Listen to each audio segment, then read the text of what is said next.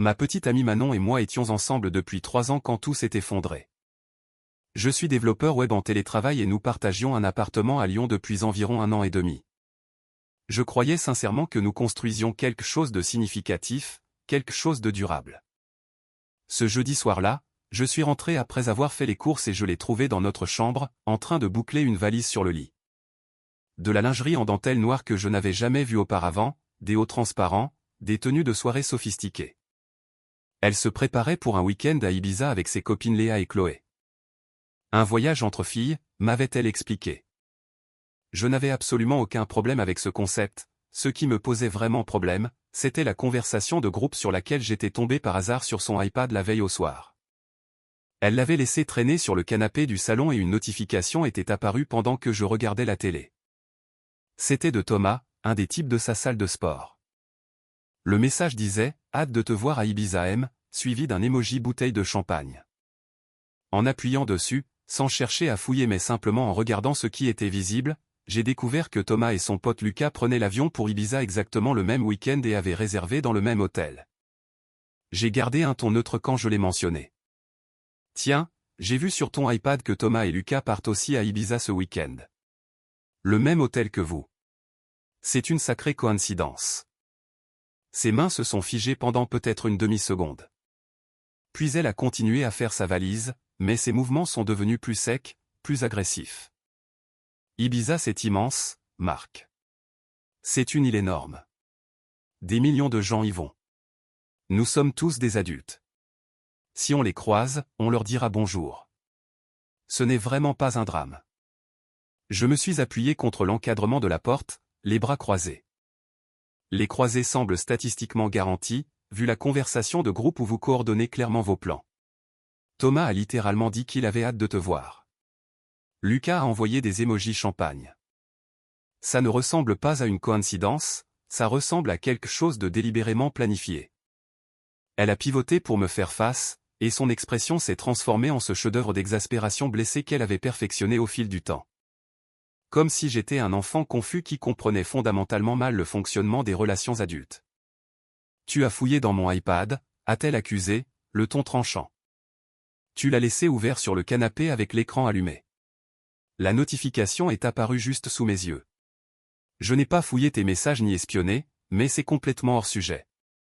Le vrai problème, c'est que tu es censé partir en voyage entre filles alors que 2 mecs avec qui tu passes des heures à la salle de sport se trouvent être là-bas exactement au même moment, sans leurs copines, et tu n'as pas jugé utile de me le mentionner. Elle a poussé un long soupir théâtral, roulant les yeux vers le plafond comme pour invoquer une intervention divine face à ma stupidité. Quand elle a baissé les yeux vers moi, il y avait cette pitié méprisante gravée sur ses traits qui tranchait plus profondément que n'importe quelle dispute. C'est exactement de ça que je parle, a-t-elle dit, sa voix dégoulinant de condescendance. Tu m'étouffes, Marc. À la seconde où tu entends parler de l'existence d'un ami masculin dans ma vie, ton cerveau saute immédiatement vers le pire scénario, le plus possessif imaginable. Tu ne me fais pas confiance du tout. Ce comportement contrôlant est complètement épuisant. Il ne s'agit pas de te contrôler ou de manquer de confiance, ai-je dit, en gardant délibérément un ton mesuré et calme. Il s'agit de respect mutuel dans cette relation, de l'image que cela renvoie, et de maintenir des limites appropriées. Elle a ri à cela, un petit son sans humour. Des limites, l'image. Tu es mon copain ou mon attaché de presse. Je ne peux pas passer ma vie entière à m'inquiéter constamment de la façon dont les choses te paraissent. Elle a mimé des guillemets en disant le mot image comme si c'était une maladie infectieuse. J'ai besoin d'espace pour respirer, pour m'amuser avec mes amis sans t'avoir constamment comme un chaperon jaloux dans ma tête. Elle a attrapé le haut noir transparent et l'a jeté dans sa valise avec une finalité agressive, puis a tiré la fermeture éclair. Le bruit était net, définitif, absolu. Si tu dois être jaloux à chaque fois que je sors et que je m'amuse avec mes amis, alors contente-toi de partir. Ces mots sont restés suspendus dans l'air entre nous. Ils n'avaient pas été criés sous le coup de la colère. Ils avaient été livrés froidement, calmement, chirurgicalement. Une option claire présentée sur un plateau d'argent. Contente-toi de partir. Pas nous devrions en parler ou tu exagères. L'option nucléaire absolue. La clause de rejet de la relation. J'ai senti les fondations bouger sous mes pieds. 3 ans de vie commune, un bail à nos 2 noms, des courses et des factures partagées, des vacances planifiées et des avenirs discutés. Tout cela transformé en sable sous mes pieds. Mon cœur ne s'est pas brisé en 1000 morceaux. Il est devenu étrangement silencieux. Une clarté étrange m'a envahi comme une neige fraîche. Elle a clairement pris mon silence pour une reddition totale car un petit sourire suffisant a touché le coin de ses lèvres. Nous avons manifestement besoin de cet espace de toute façon, a-t-elle dit, son ton s'adoucissant en une réassurance patronisante. Peut-être que pendant que je serai à Ibiza, tu pourras réfléchir sérieusement. Peut-être que tu réaliseras à quel point tu es insécure à propos de tout. Je t'enverrai un texto quand mon avion atterrira, d'accord? Essaie de ne pas te faire une crise de panique. Elle est passée directement devant moi avec sa valise à roulettes, la roue passant droit sur mon pied. Elle n'a même pas remarqué ou ne s'en est pas souciée. Dans le salon, elle s'est arrêtée au miroir près de la porte d'entrée, arrangeant ses cheveux, vérifiant son reflet, déjà mentalement et émotionnellement parti. Son esprit était clairement déjà dans une boîte de nuit d'Ibiza, savourant la victoire perçue de cette dispute. J'ai suivi son chemin jusqu'à la porte. Elle s'est retournée, s'attendant manifestement à ce que je la supplie ou que je lance un dernier argument qu'elle pourrait facilement balayer. Elle a regardé mon visage, et sa confiance suffisante a vacillé un instant. Il n'y avait aucune colère visible, aucune tristesse, rien qu'elle puisse identifier ou utiliser comme arme. D'accord, ai-je dit. Ma voix était complètement plate, dénuée de toute émotion. Un simple constat. Profite bien de ton voyage. La banalité absolue de ma réponse l'a clairement déconcertée. Elle a cligné des yeux, momentanément déstabilisée. Je le ferai, a-t-elle forcé avec une gaieté artificielle. Salut, Marc. La porte de l'appartement a cliqué en se fermant derrière elle. J'ai marché lentement vers la fenêtre et je l'ai regardé charger sa valise dans le VTC qui l'attendait. Elle n'a pas regardé une seule fois vers nos fenêtres. Pas un seul coup d'œil. Alors que la voiture s'éloignait du trottoir, un souvenir a refait surface, non invité et brutal. 2 ans plus tôt, pour notre premier anniversaire, nous étions tous les deux complètement fauchés, trimant dans des postes de débutants et payant à peine le loyer. Elle lorgnait sur cette guitare acoustique vintage dans la vitrine d'un dépôt-vente depuis des mois. Chaque fois que nous passions devant ce magasin, elle s'arrêtait et la regardait comme si c'était un ami d'enfance perdu. Elle en parlait sans fin. Comment elle jouait de la guitare au lycée. À quel point créer de la musique lui manquait. J'avais commencé à économiser de l'argent en grand secret.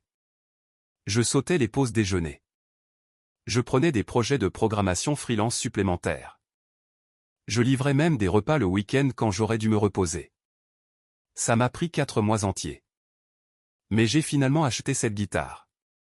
J'avais dû vendre ma propre guitare électrique du lycée pour rassembler le dernier versement. Mais je me fichais éperdument de ce sacrifice.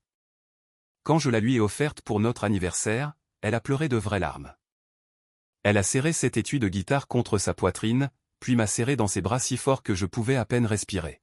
« Tu es la seule personne qui me voit vraiment », avait-elle chuchoté dans mon cou, la voix brisée par l'émotion. « Tu comprends, c'est tout. Tu comprends ce qui compte vraiment pour moi.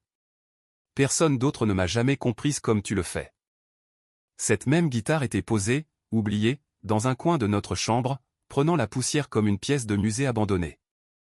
Elle ne l'avait pas touchée ni joué un seul accord depuis plus d'1 an. C'était devenu juste un autre accessoire, une relique d'une personne que je croyais qu'elle était, mais qui n'avait clairement jamais vraiment existé. Je me suis détourné de la fenêtre. L'appartement semblait soudain étranger, comme une exposition de musée d'une expérience relationnelle ratée. Ces derniers mots continuaient de résonner dans le nouveau silence vide. Si tu dois être jaloux, contente-toi de partir. Ce n'était plus une supplique désespérée ou une menace colérique, c'était un manuel d'instructions claires. Et pour la première fois depuis qu'elle avait prononcé ces mots, j'ai senti un faible sourire glacial toucher mes lèvres. Le plan qui s'est formé n'est pas né d'une rage brûlante ou d'un chagrin dévastateur. Il est né de ce silence cristallin suspendu dans ma poitrine. Elle avait posé les conditions clairement. Tout ce que j'avais à faire était d'accepter et d'aller jusqu'au bout. Je suis allé directement au placard de la chambre et j'ai sorti mon vieux sac militaire et la pile de cartons de déménagement aplatis que nous avions gardés depuis notre emménagement. Je ne me suis pas précipité, je n'ai pas paniqué. Ce n'était pas une fuite émotionnelle frénétique. C'était une opération d'extraction systématique et méthodique. J'ai commencé dans la chambre, sortant chaque article de mes vêtements des tiroirs de la commode, du placard partagé. J'ai laissé tous les cintres, chaque livre de nos étagères communes qui avait mon nom gribouillé à l'intérieur de la couverture depuis la fac. La photo encadrée de mes parents pour leur anniversaire. La petite sculpture en bronze que mon grand-père avait faite à la main avant de décéder. La couverture en laine de ma chambre d'enfant que ma grand-mère avait tricotée. Ma trousse à outils complète, mon couteau de chef préféré pour lequel j'avais économisé, le casque à réduction de bruit coûteux qu'elle empruntait constamment et déformait. Je suis passé méthodiquement au salon. J'ai débranché la télévision à écran plat de 165 cm que j'avais acheté lors d'une promo du Black Friday 2 ans auparavant, j'ai soigneusement essuyé la poussière accumulée sur le panneau arrière, j'ai enroulé proprement tous les câbles. La console de jeu est allée dans un carton. Toutes les manettes, le routeur Wi-Fi, surtout le routeur, ce qui semblait à la fois mesquin et satisfaisant, la laissant se débrouiller pour installer sa propre connexion Internet de zéro. Le modem a suivi dans le même carton. J'ai délibérément laissé derrière moi l'affreux vase en céramique que sa mère nous avait offert comme cadeau de crémaillère. J'ai laissé les peintures abstraites criardes qu'elle avait achetées dans une brocante et dont elle répétait qu'elles vaudraient une fortune un jour. J'ai laissé tous ces coussins décoratifs qu'elle adorait voir éparpillés sur le canapé. J'ai laissé absolument tout ce qui était soit commun, soit fondamentalement à elle seule. Dans la salle de bain, j'ai systématiquement vidé mon étagère désignée. Rasoir électrique, eau de Cologne, la bonne crème hydratante. J'avais investi dans ma brosse à dents électrique, tous mes produits de toilette, laissant son shampoing de salon hors de prix, tous ses produits de bain, tout son maquillage éparpillé chaotiquement sur le comptoir comme une explosion cosmétique. Le processus entier m'a pris environ 6 heures.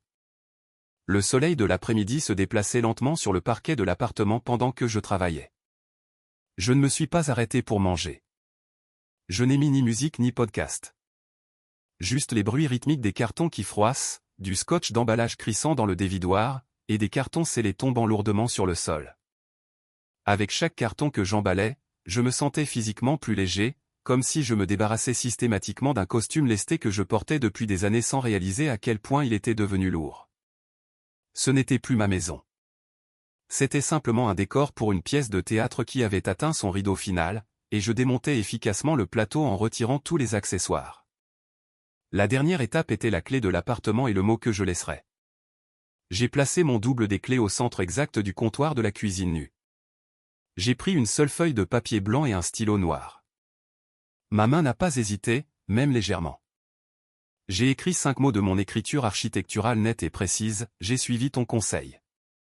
Pas de signature, pas de longue explication, pas d'explosion émotionnelle, juste un reflet parfait de sa propre déclaration froide renvoyée directement vers elle sans aucun du venin qu'elle avait utilisé.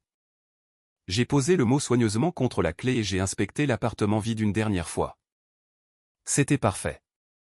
J'ai appelé une entreprise de déménagement qui annonçait des garde-meubles climatisés ouverts 24h24. 1 heure plus tard, un étudiant avec un diable m'a aidé à charger efficacement chaque carton et la télévision dans un box de stockage à l'autre bout de la ville. J'ai payé 3 mois complets d'avance en liquide. Puis j'ai conduit ma voiture à travers la ville jusqu'à l'appartement de mon frère aîné, Julien. Julien a ouvert sa porte, a jeté un regard complet à l'expression de mon visage et au sac militaire serré dans ma main, et s'est immédiatement écarté sans poser une seule question. « Le canapé est tout à toi, mec », a-t-il dit en me tapant fermement sur l'épaule. Il m'a simplement tendu une bière glacée de son frigo. Et c'était tout.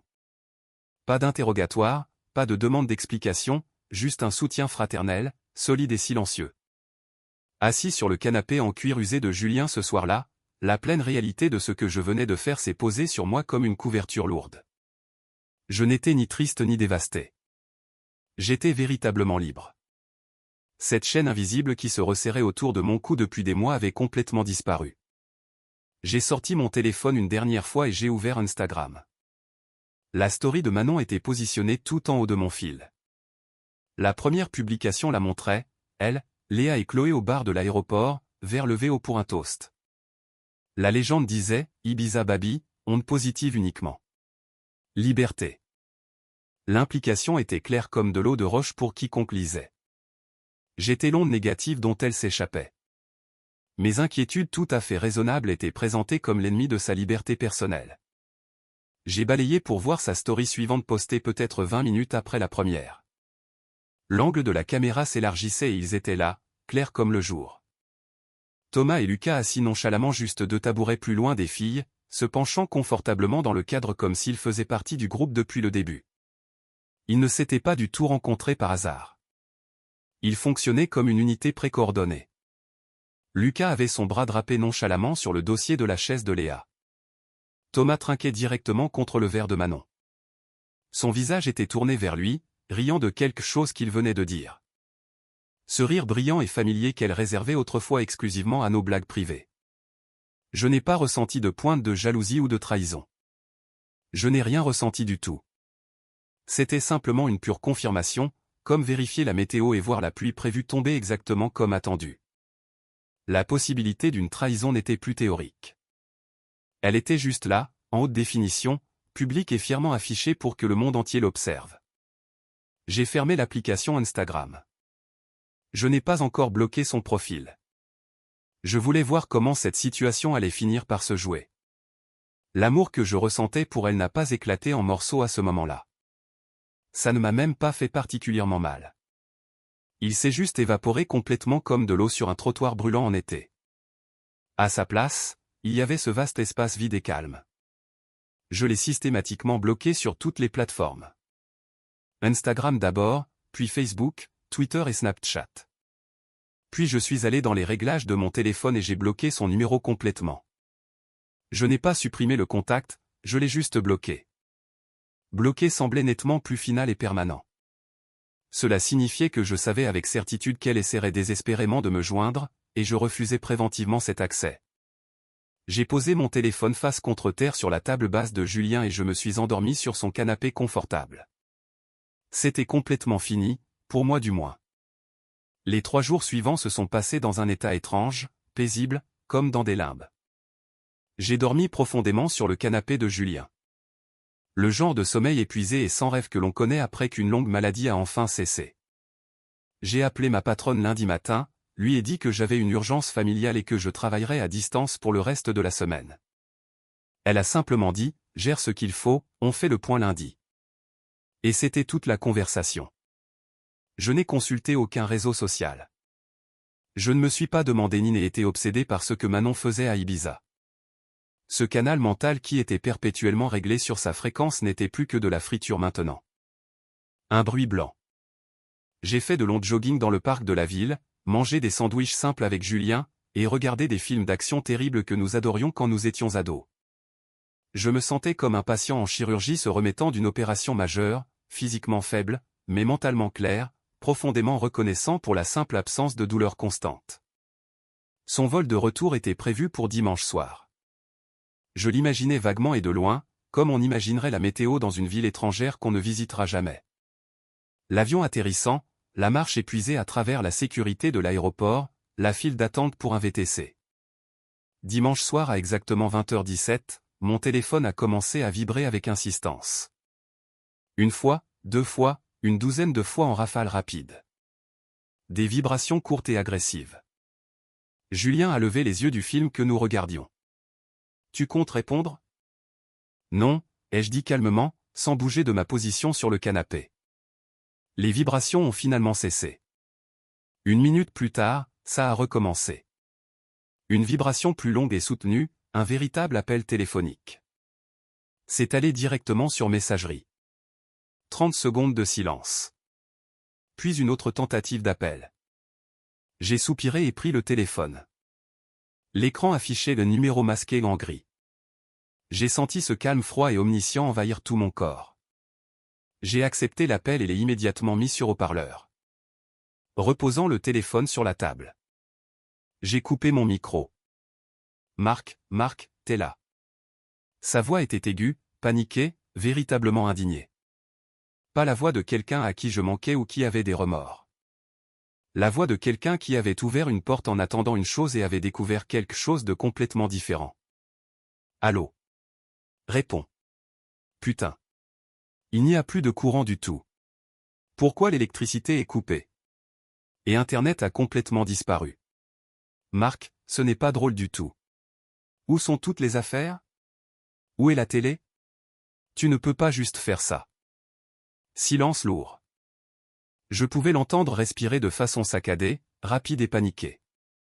La messagerie a bipé. L'appel s'est coupé automatiquement. Julien a haussé un sourcil vers moi. Eh bien, l'intrigue s'épaissit. J'ai juste secoué la tête silencieusement. Le téléphone a vibré à nouveau immédiatement. Un SMS d'un autre numéro inconnu. Marc, c'est moi. C'est quoi ce bordel? Je rentre dans un appartement complètement noir et la moitié des trucs a juste disparu. C'est complètement dingue. Tu dois m'appeler tout de suite. On doit parler de cette situation comme des adultes. J'ai calmement supprimé le SMS. 5 minutes plus tard, une autre vibration. Sérieusement, Marc, je suis vraiment inquiète pour toi. C'est tellement extrême et ça ne te ressemble pas. Est-ce que tu fais une sorte de dépression nerveuse? Où es-tu? On peut régler ça ensemble. S'il te plaît, appelle-moi. Le changement tactique avait déjà commencé. La colère brute glissait doucement vers une fausse inquiétude, essayant de me faire sentir que j'étais l'instable, le fou dans ce scénario. Je pouvais parfaitement l'imaginer debout seul dans cet appartement sombre et à moitié vide. La réalité du vide que j'avais laissé s'enfonçant lentement dans sa conscience. La télévision qu'elle regardait religieusement chaque soir, disparut. Le routeur qui la connectait à tout son monde numérique, disparut. La présence réconfortante et tenue pour acquise de toutes mes affaires remplissant l'espace, complètement disparue. Je suis allé me coucher dans la chambre d'amis de Julien. Au matin, il y avait 3 appels manqués supplémentaires de divers numéros inconnus et une nouvelle inondation de SMS. Marc, s'il te plaît. Je suis littéralement assise par terre et j'ai peur.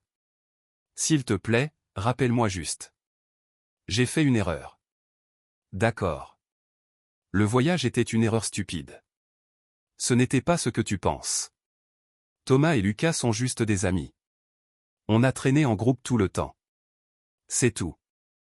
Je suis désolé de t'avoir dit de partir.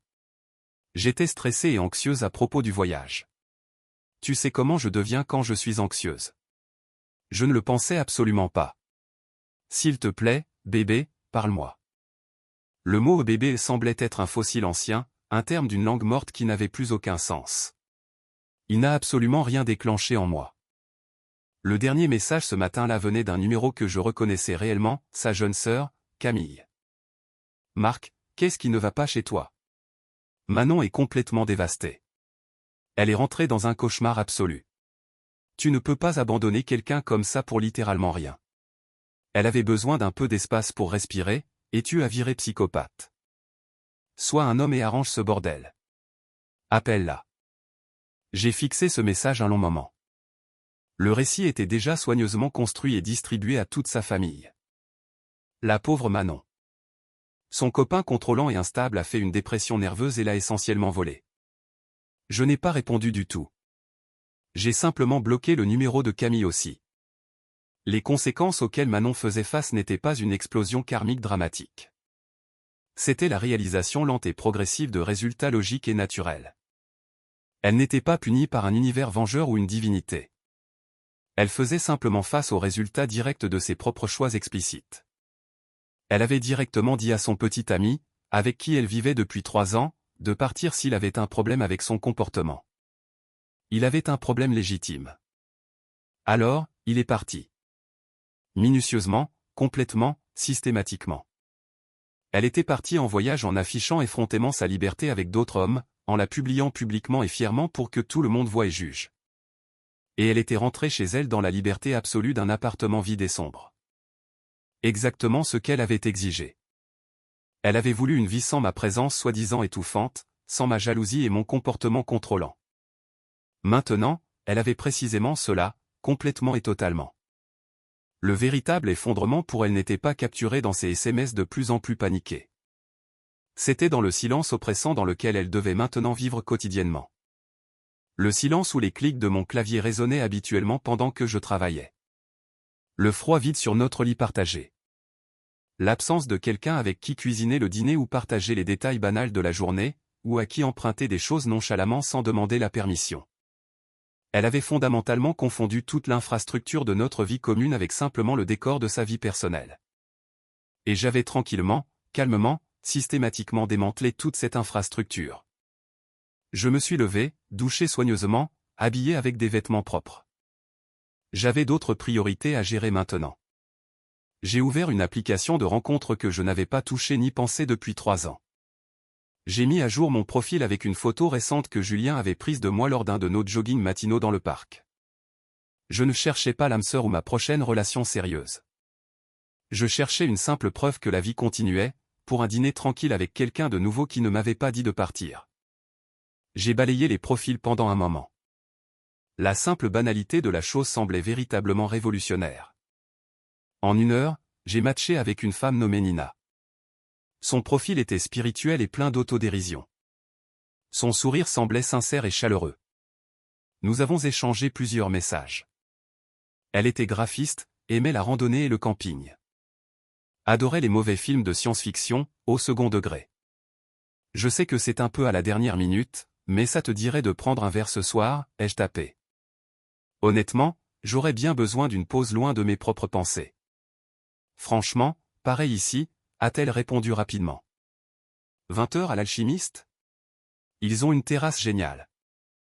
J'ai accepté immédiatement. C'était véritablement surréaliste. Il y a 48 heures, ma vie entière était cette boucle fermée tournant autour de Manon. Maintenant, j'organisais nonchalamment un rendez-vous avec une parfaite inconnue. Et tout ce que je ressentais était une curiosité douce et agréable pour la soirée. Alors que je me préparais ce soir-là, mon téléphone a vibré une fois de plus. Un autre numéro inconnu, un autre message vocal. Je l'ai écouté en boutonnant ma chemise. La voix de Manon était visiblement chargée de larmes cette fois. La performance plus polie, plus délibérément désespérée. Marc, c'est moi. Je suis tellement désolé pour absolument tout. Le voyage était stupide. J'ai été stupide. Je suis rentré et tu étais juste complètement parti. Tu es vraiment parti. Je ne peux rien avaler. Je ne peux pas dormir. S'il te plaît, je ferai littéralement n'importe quoi. Reviens à la maison. On peut arranger ça. Je t'aime. S'il te plaît, rappelle-moi juste. S'il te plaît. Le « je t'aime » était le geste creux final, un outil qu'elle avait déployé avec succès pour gagner des disputes dans le passé.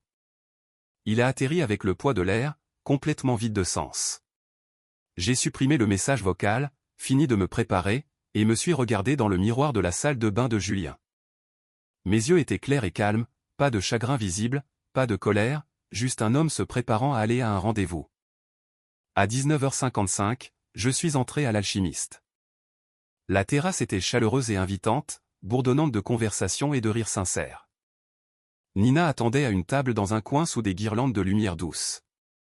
Elle était visiblement plus jolie que sur ses photos de profil avec ce sourire facile, naturel et détendu.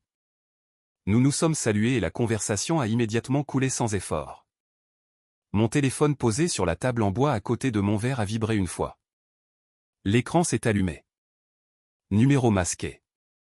Les yeux de Nina s'y sont posés brièvement, puis sont revenus vers moi avec une curiosité polie. J'ai pris le téléphone calmement et j'ai appuyé délibérément sur le bouton latéral, le réduisant complètement au silence. J'ai retourné l'écran face contre table avec un petit coup sec définitif. J'ai regardé Nina, ma voix véritablement chaleureuse. Désolé pour ça. On en était où?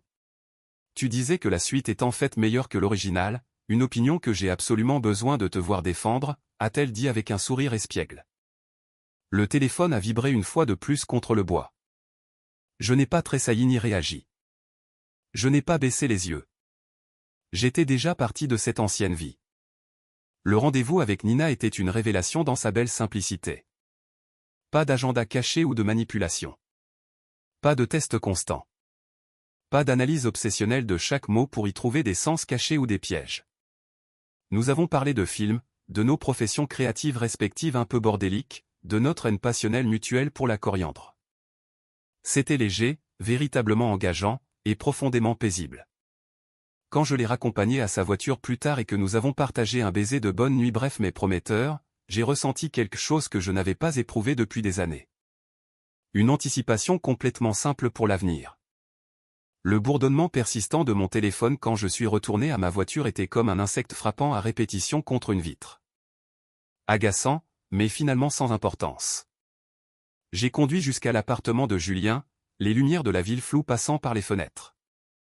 Je n'ai vérifié aucune notification jusqu'à ce que je sois installé sur le canapé.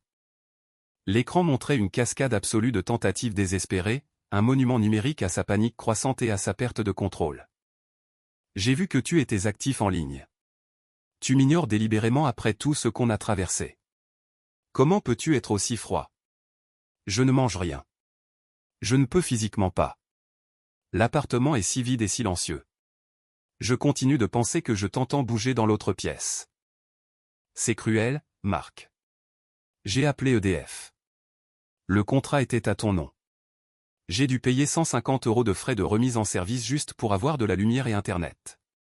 Vraiment? C'est tellement incroyablement mesquin. Camille dit qu'elle a vu ton profil sur une appli de rencontre. Tu es sur des applis déjà?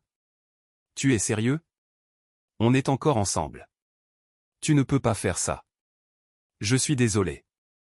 J'ai regardé ton profil. S'il te plaît, parle-moi juste. J'arrêterai de vérifier si tu réponds juste une fois.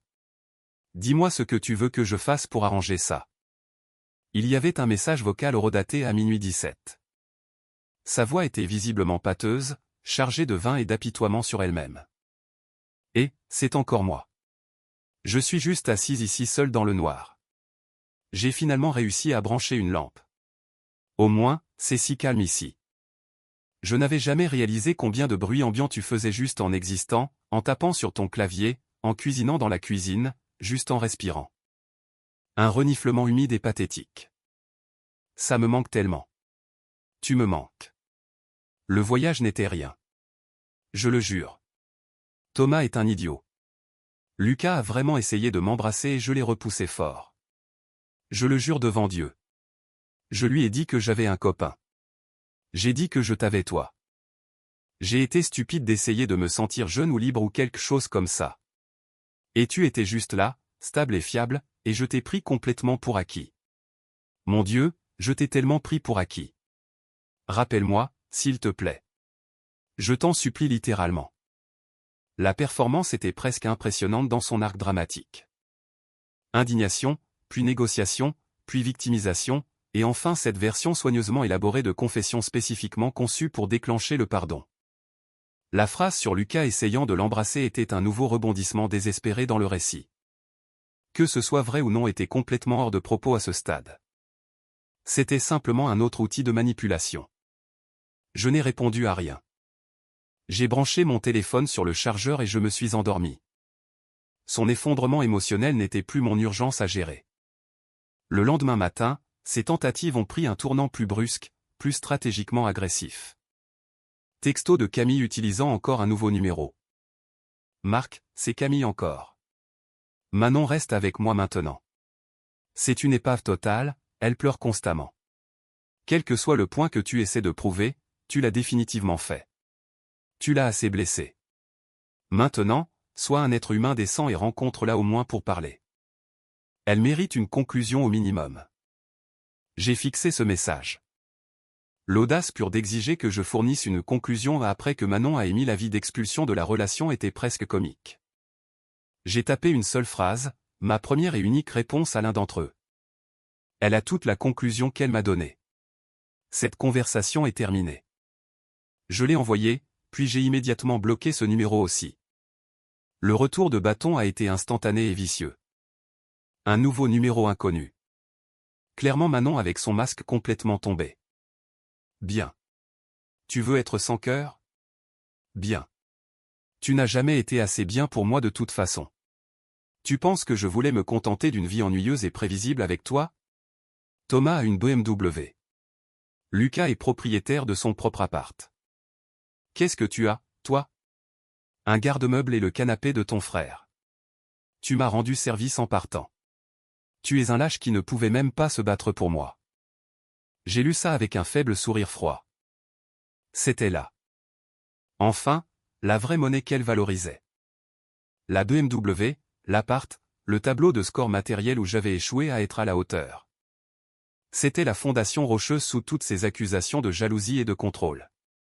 J'ai fait une capture d'écran, non pas par blessure, mais simplement comme documentation de qui elle était vraiment sous la performance.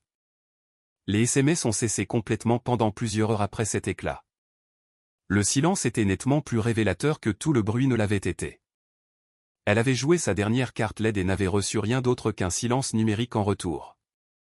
J'ai passé cette journée à postuler sérieusement pour des appartements, l'acte concret de construire activement un nouvel avenir pour moi-même. Ce soir-là, alors que Julien et moi préparions le dîner ensemble, mon téléphone a sonné. C'était ma mère.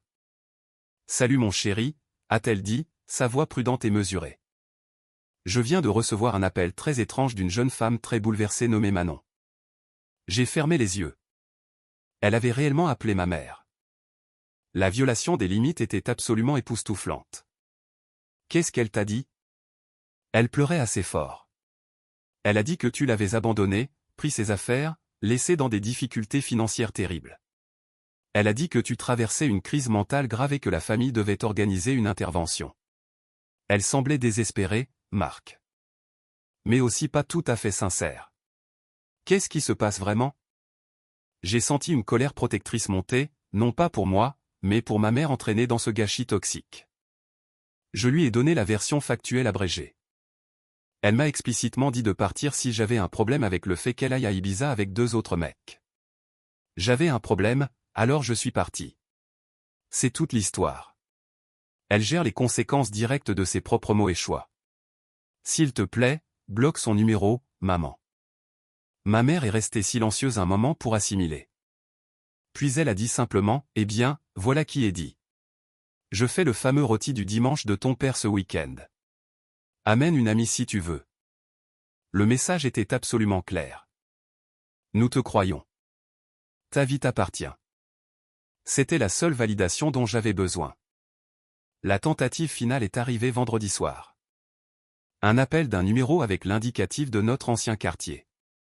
J'ai répondu, mais je suis resté complètement silencieux. Marc. C'était Manon, mais sa voix était petite maintenant, complètement évidée. Toute la performance dramatique brûlait. Ce qui restait ressemblait à une pure défaite. J'ai eu ton mot. J'ai suivi ton conseil. C'est tout. Après 3 ans ensemble, c'est tout ce que tu as à dire. C'était tout ce qui était nécessaire, ai-je dit calmement. C'était la première fois que je lui parlais réellement depuis que j'avais dit « Profite bien de ton voyage ». Je perds l'appartement, a-t-elle chuchoté, sa voix se brisant. Je ne peux pas payer le loyer toute seule. Mon dossier n'est pas assez bon pour être accepté seul. Je dois déménager dans 2 semaines. Je n'ai absolument rien dit. Le silence s'étirait entre nous comme un vaste canyon. Tu ne vas rien dire, a-t-elle exigé, une étincelle de son ancienne irritation traversant sa voix. Tu n'es pas désolé, même un tout petit peu? C'était la question vers laquelle elle tendait depuis tout ce temps. L'exigence que je participe émotionnellement à sa chute. Que je me sente coupable pour qu'elle puisse se sentir absoute. Non. Le mot est sorti propre et simple comme une pierre tombant dans une eau profonde. Un son étouffé est venu de son côté de la ligne. Pas tout à fait un sanglot. Le bruit d'une porte finale claquant définitivement. « Qui es-tu » a-t-elle demandé, non pas avec colère, mais dans une véritable horreur hébétée. « Le type qui a suivi ton conseil » ai-je dit. « Adieu, Manon. » J'ai raccroché. Je n'ai pas bloqué le numéro. Elle n'appellerait plus. Je le savais avec une certitude absolue. 2 semaines plus tard, Nina et moi étions au brunch du dimanche ensemble. Nous étions sortis 4 fois maintenant. C'était facile, amusant, véritablement sans complications. J'avais signé un bail pour un appartement ensoleillé d'une chambre avec vue sur un parc. J'emménageais la semaine suivante. Ma vie ressemblait à une page blanche, et j'appréciais le processus de la remplir. Nous étions au Figuier Vert, un endroit branché pour le brunch connu pour ses gaufres légendaires et ses temps d'attente absurdes. Nous avions eu de la chance et dégoté une table en terrasse. Nina était au milieu d'une histoire hilarante sur une réunion client complètement catastrophique, utilisant sa fourchette pour jouer toute la scène ridicule, et je riais sincèrement quand j'ai senti l'atmosphère changer autour de nous. Une ombre est tombée directement sur notre table. J'ai levé les yeux. Manon était là. Elle semblait diminuer, pas détruite, mais définitivement fanée. Ses cheveux étaient tirés en une queue de cheval négligée. Elle portait un vieux jean délavé et un sweat à capuche trop grand. Ses yeux étaient cernés de rouge, fixés intensément sur moi, brûlant de ce mélange toxique de désespoir et de rage. Elle a complètement ignoré l'existence de Nina. Marc. Sa voix était plate, exigeant l'attention. L'histoire de Nina est morte au milieu d'une phrase. Elle a regardé de Manon à moi, poliment curieuse de cette interruption. Manon, ai-je dit, hochant la tête comme si j'avais repéré une vague connaissance à travers une pièce bondée. Ma voix était exactement la même que celle que j'utiliserais pour n'importe qui. Je me suis tourné vers Nina. Nina, voici Manon. Manon. Nina. L'introduction polie et normale était comme une gifle psychologique. Manon a physiquement tressailli, ses yeux se sont finalement déplacés vers Nina, absorbant son sourire facile, sa main reposant confortablement près de la mienne sur la table, la carafe partagée de mimosa, l'intimité confortable que nous occupions clairement. On doit parler, a dit Manon, son regard revenant brusquement sur moi. L'ordre était là, mais cassant maintenant, fragile. C'est important. Nous avons dit tout ce qui devait être dit, ai-je répondu calmement, prenant mon café. J'ai bu une gorgée, toujours chaud et parfait. Tu m'as laissé sans rien, a-t-elle sifflé, son volume augmentant sensiblement. Les tables voisines ont jeté un coup d'œil intéressé. Tu as fait le mort complètement. Tu m'as volé. Tu as ruiné ma vie entière. Je dois retourner vivre chez mes parents. Tu comprends ça? À cause de ton petit coup, j'ai 28 ans et je retourne dans ma chambre d'enfant. Nina a bougé légèrement sur son siège. Je lui ai fait un petit sourire d'excuse qui communiquait que ce serait bientôt fini. J'ai regardé Manon et j'ai parlé calmement, clairement pour toute la terrasse et pour elle. Tu m'as dit de partir si j'avais un problème. J'avais un problème. Alors je suis parti. J'ai pris ce qui était à moi. J'ai laissé ce qui était à toi. Le bail était à nos deux noms. Le fait que tu ne puisses pas te le permettre seul est une réalité financière, pas une punition que je t'ai infligée. Tu as eu exactement ce que tu as demandé. Tu n'as juste pas aimé à quoi ça ressemblait vraiment. Son visage s'est tordu de rage et de frustration. Les larmes sont montées, mais c'était des larmes de pure colère frustrée, pas de tristesse. Tu étais supposé te battre pour moi, a-t-elle étouffé désespérément. Quand j'ai dit pars, tu étais supposé me supplier de rester, prouver que tu tenais vraiment à moi. C'est ce qu'on fait quand on aime quelqu'un. C'était là, enfin. Le script central que j'avais refusé de suivre. Je n'avais pas joué mon rôle assigné de petit ami rampant et insécure. Alors, son rôle correspondant de celle qui pardonne magnanimement s'était complètement évaporé. Tout son récit s'était effondré parce que je ne voulais pas jouer ma partie désignée. J'aimais bien quelqu'un, ai-je dit, ma voix toujours parfaitement égale. Mais la personne que j'aimais, celle qui pleurait pour une guitare, qui parlait de construire un avenir ensemble, cette personne n'était pas toi. C'était une histoire que je me racontais. La vraie toi m'a dit de partir. Alors j'ai écouté la vraie toi. Elle m'a fixé, la bouche légèrement ouverte, cherchant désespérément une arme et n'en trouvant absolument aucune. Les insultes, la culpabilité, les larmes, rien de tout cela ne pouvait pénétrer la forteresse calme et factuelle que j'occupais maintenant. Ses yeux ont dardé vers Nina à nouveau, qui regardait avec un intérêt analytique détaché, puis vers moi, cherchant frénétiquement une fissure de douleur ou d'attachement persistant. Elle n'a rien trouvé du tout, seulement une indifférence polie et impénétrable.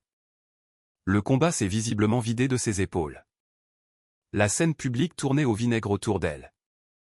Elle était la seule personne debout, la seule à faire du bruit et à causer une perturbation. J'étais juste un homme au brunch dérangé par une ex instable. Alors c'est ça, a-t-elle chuchoté, la dernière braise d'espoir mourant dans sa voix. C'est vraiment fini. C'est fini, ai-je confirmé simplement. J'ai repris le menu même si je le connaissais par cœur. Je me suis tourné vers Nina, ma voix se réchauffant alors que je retournais à notre monde. Désolé pour cette interruption. On en était où? Tu disais que la gaufre au caramel beurre salé est légendaire, mais que c'est un engagement sérieux. Les fruits rouges seraient peut-être le choix le plus raisonnable. Je ne renvoyais pas Manon avec cruauté. Je reprenais simplement ma vie réelle. Elle avait cessé d'être un élément pertinent dedans. Pendant un long moment suspendu, elle est juste restée là, figée, une statue de défaite au milieu d'une terrasse ensoleillée et animée. Puis, sans un autre mot, elle s'est tournée et s'est éloignée, les épaules voûtées contre la lumière vive du matin. Je ne l'ai pas regardée partir. Je n'ai pas expliqué qui elle était à Nina. Nina, à son immense crédit, n'a pas demandé de détails.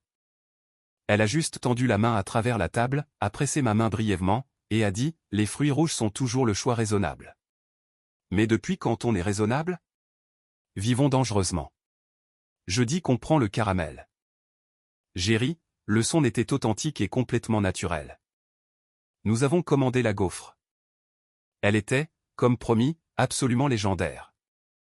Nous avons partagé l'addition équitablement, débattu du film que nous irions voir plus tard cet après-midi-là, et nous sommes sortis ensemble dans la journée lumineuse. Alors que je tenais la porte du restaurant ouverte pour Nina, j'ai attrapé notre reflet dans la grande vitre. Juste 2 personnes avançant dans leur journée ensemble. Pas de fantômes nous suivant derrière. Pas d'écho de passé douloureux. Juste le présent simple et solide, et un avenir qui était enfin indiscutablement le mien. J'avais suivi son conseil et je n'avais jamais été aussi heureux.